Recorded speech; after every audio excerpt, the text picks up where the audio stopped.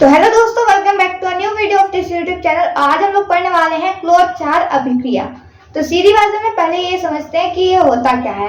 एक बर्तन में हम लोग नमक लेंगे और नमक में थोड़ा सा पानी डाल देंगे, ठीक है। और उस पानी को डालने के बाद में उसमें एक कैथोड और एक एनोड छड़ डालेंगे, ठीक है। ये कैसे होगा? कैथोड जो होती है उसमें ऋणावेश होता है और जो एनोड होती है उस पे धनावेश होता है, ठीक है। तो जब इन दोनों को डालेंगे और फिर इन दोनों को ही हम लोग बैटरी से भी जोड़ देंगे, ठीक है। और उसमें फिर विद्युत धारा प्रवाहित करेंगे।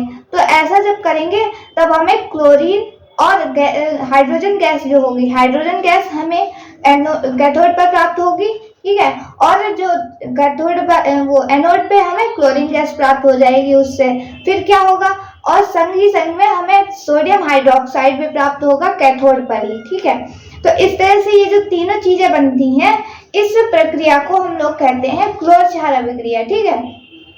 और इसमें जो तीन चीजें बनती हैं वो बहुत ही यूजफुल होती हैं हमारे लिए। तो चलिए यही सब हमने लिख भी रखा है यहाँ पर।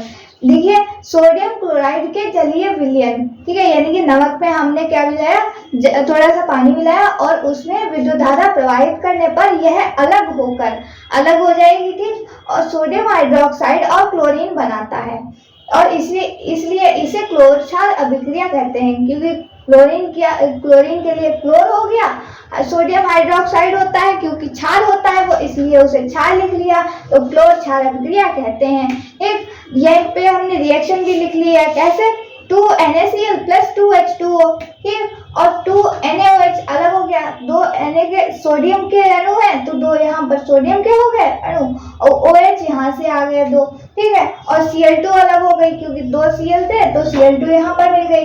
अब दो H अभी बच गए हैं तो H2 गैस हो गई। तो H2 गैस और सोडियम हाइड्रोक्साइड जो है वो हमें कैथोड पर प्राप्त हो जाएगा और Cl2 जो है वो एनोड पर प्राप्त हो जाएगी। यही हमने लिखा है, क्लोरीन गैस एनोड पर, हाइड्रोजन गैस कैथोड पर मुक्त होती है और कैथोड पर ही सोडियम हाइड्रोक्साइड का निर्माण भी होता है, ठीक है।